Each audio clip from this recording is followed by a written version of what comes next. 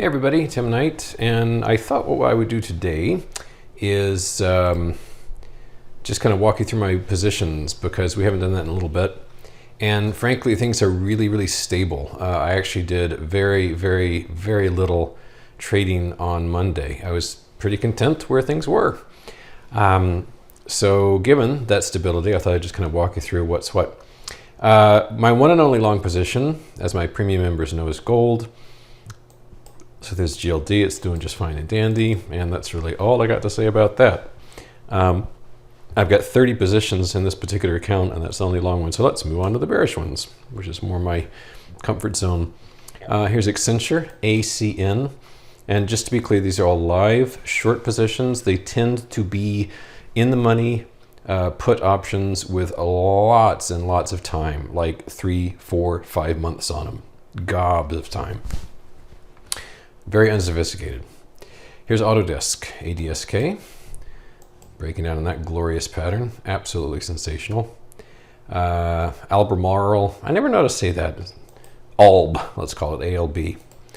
And there's the breakdown happening there, the head and shoulders forming. AMD, which has broken its multi-year uptrend. It's just lovely. You can tell I'm very fond of these. AMG, third major topping pattern in the past decade. What can you say? It's just gorgeous. Abercrombie and Fitch, overpriced, oversexualized clothing for young people. But that's not why I shorted it. It's just a pretty chart. There's our double top there. Lots and lots of room to the downside. AON, which is at the tippity top of that long ass channel there. Notice, here's the funny thing. Here's APA. We're still in the A's. I've concluded I get what's called chart fatigue because I look at charts in alphabetical order, and so as I'm going through them, it's like, oh, I'm going to short this, I'm going to short that, I'm going to short this, I'm going to short that, and then it's sort of like very heavy in the early part of the alphabet. So it's just kind of amusing to me that, like, a quarter of my positions are like the letter A, just because I'm a kid in a candy shop. But this is the last day one. This is Apache, or it was called Apache, APA. And even though oil went exploding hard today, this oil company went down almost 6%. That is a good sign, particularly since they went through this completely stupid ascent here. I almost said the R word, but I've learned better. Big Lots, BIG. Big. Speaking of big, there's a big head and shoulders on that one. BNTX, BioNTech. Down almost 10%. Yay! Yay! Love it. Citigroup. What a piece of garbage. This company should have gone bankrupt in 2008, but they were saved by you and me. Total piece of junk. Citigroup. Should be 0.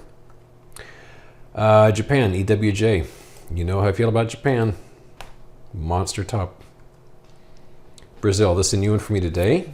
Based on the fact I think, again, oil is completely nuts in terms of its price. Here's the most honorable, honest, and forthright company in America, Goldman Sachs. They've never told a lie. And that's the topping pattern on that vampire squid. HDB, which is HDFC Bank, beneath that lovely broken symmetric triangle. HUN, which is what I call anybody under 60. This is Honeywell, HON. Looking good. International Paper, IP, which I also hear a lot from people under 60. This is declining nicely, like so.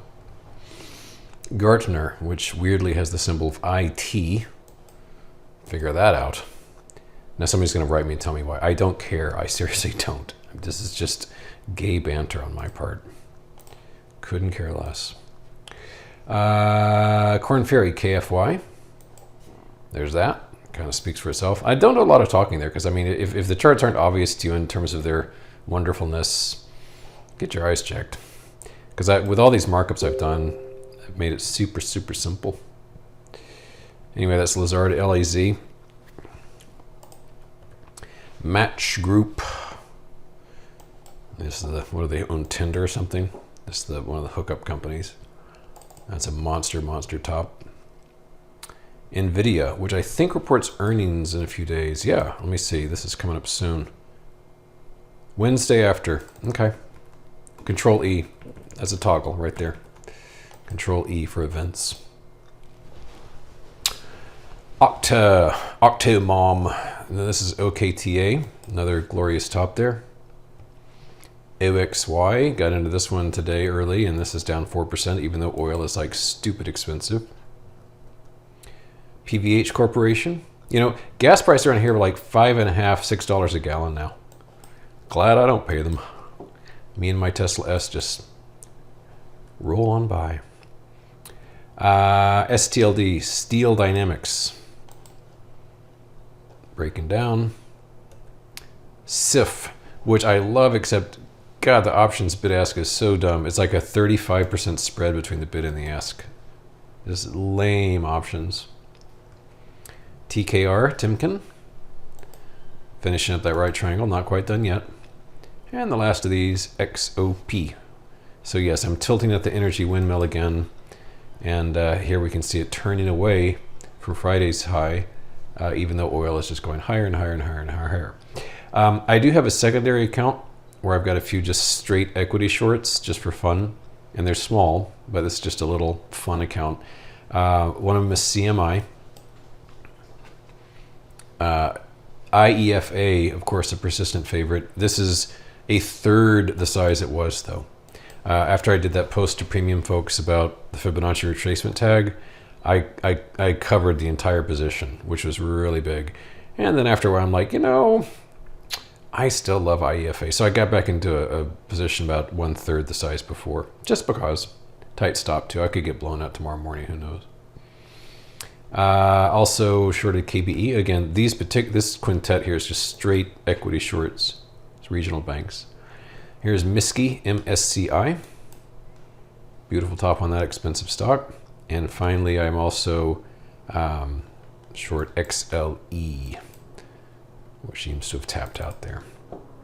All right, well, a little over 7 minutes, kind of walked you through my entire financial life. So anyway, good luck to us all, and should be an interesting week ahead.